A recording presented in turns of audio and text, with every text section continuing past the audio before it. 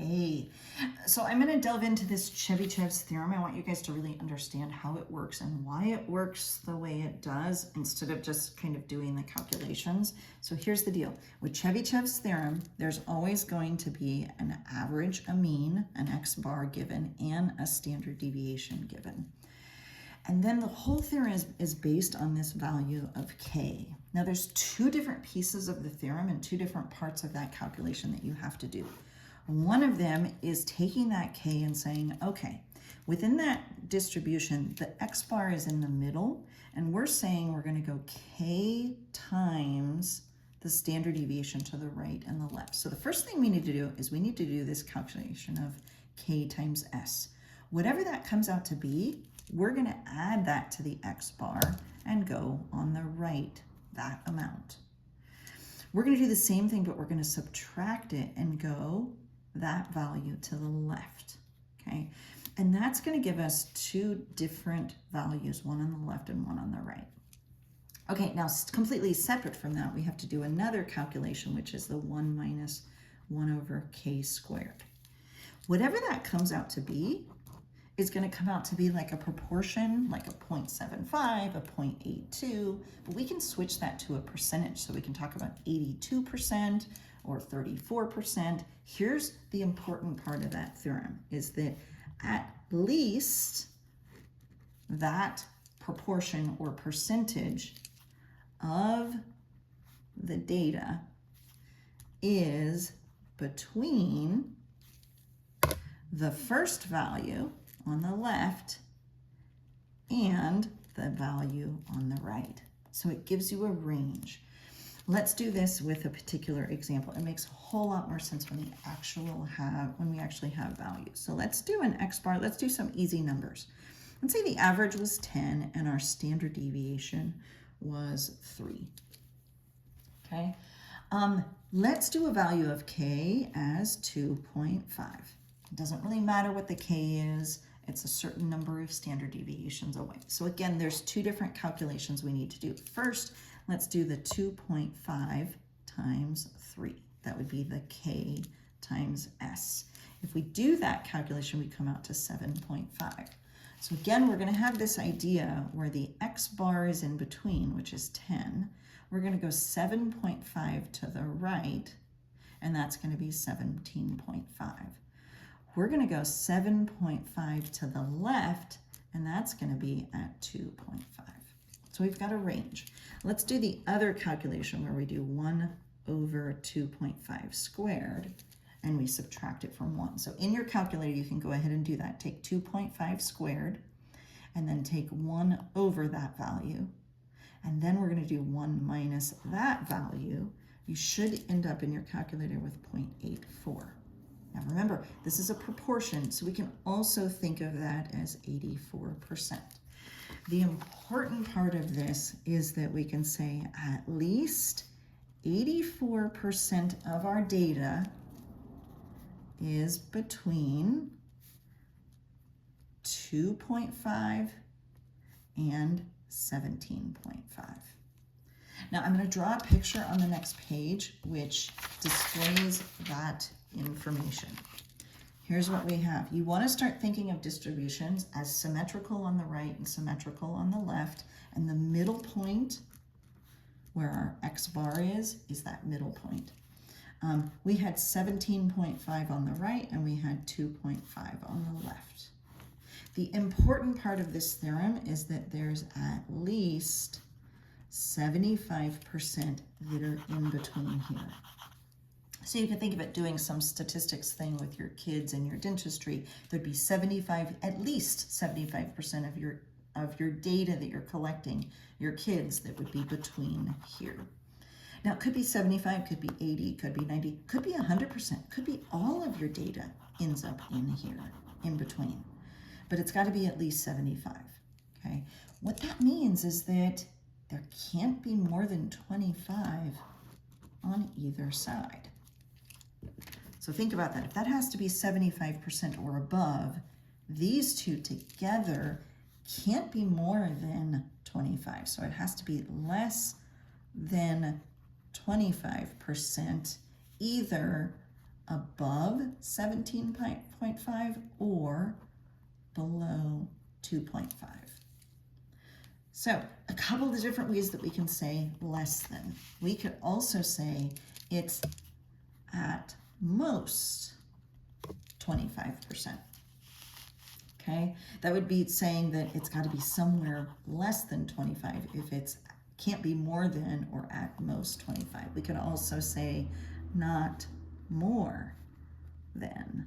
That's another way that we can say that. Another way we could say that is it has a maximum of 25. So there's a couple different ways that we could say that same statement. Now, with distributions, things are symmetrical. So if we wanted to talk about just this side of it, we can actually take that percentage and cut it in half. So if we took 25% and cut it in half, we could make statements like there's at most 12.5% above 17.5. So we could split that up and talk about just the top part or just the bottom part based on what we know about the middle. Okay, let's get into the actual quiz problems. So let's take a look at the sample number 5. Okay, couple pieces of information they gave us. The X bar was 80,000. Okay, the S was 12,000. Now in this case, they didn't give us a K, they actually gave us the end of the story. They gave us the range. They said they want to know the percentage that should be between 56,000 and 104,000. Well, now they've given us the result of the range. So again, if we go back to what we had written here, they've given us these values at the end. Well, how do we get that? We get that by taking the X bar and adding this K times S to get that result. Well, we can do a little bit of algebra and say, you know what, how do we get that 104? We would get the 80,000 plus K times 12,000, and we would end up with that 104,000. So now we can do a little bit of algebra. When we're solving this equation, we're going to subtract 80,000 from both sides. Okay, we're going to get K times 12,000 is equal to, that's going to end up being 24,000. Well, now we can divide by the 12,000. And we end up with K is equal to 2. So we have the K value, we have the range. Now we need to do that other part on the left, which does the 1 over K squared, and we do the 1 minus that. Let's do that. 1 minus 1 over 2 squared, that would be 1 minus 1/4. We do that into the calculator, that would end up being 75%, or 0.75 is what you're going to get from the calculator. Here's the conclusion. Again, if we write that picture, the middle is 80,000. We have a value on the right of 104,000, and we have a value on the left of 56,000. And we can say there's at least 75% that's in that range. If you look at each of the options for that sample number 5, there's going to be one that says at least 75% in that particular range. That's the one you're going to want to pick. Now let's move to the actual quiz. So let's take a look at the example that's the actual quiz. That one has number 5 is the one that covers that. The X bar is 81 and the S is 5.5. Now, interestingly, they ask about the percentage that's above the 92. Well, now we're going to have to talk about, remember when we drew that picture and we knew it was in the middle, and then we could figure out what was above and what was below? We're going to do the same thing here, but we still have to figure out our K. So if that's 92, how far above the mean did we go? Well, let's figure that out. 81 plus K times 5.5 would give us 92.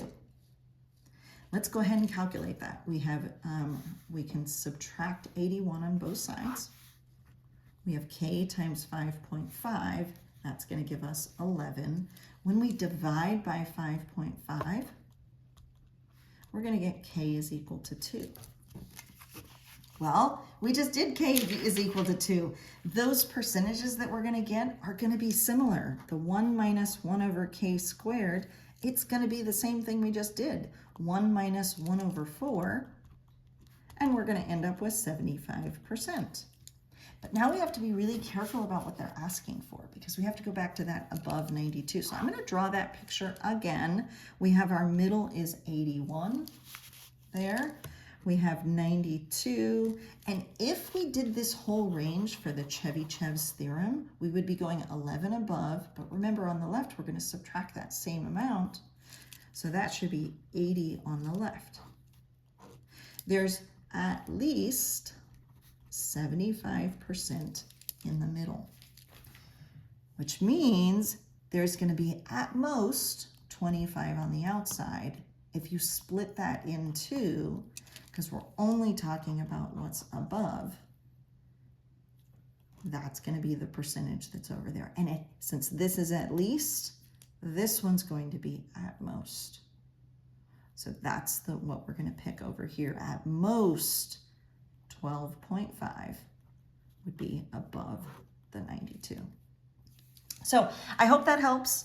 That goes through not only the idea of the Chebyshev's theorem, but a couple of examples of how to do that, how to go backwards if you don't have your k and you've got the range values instead. Hopefully that helps.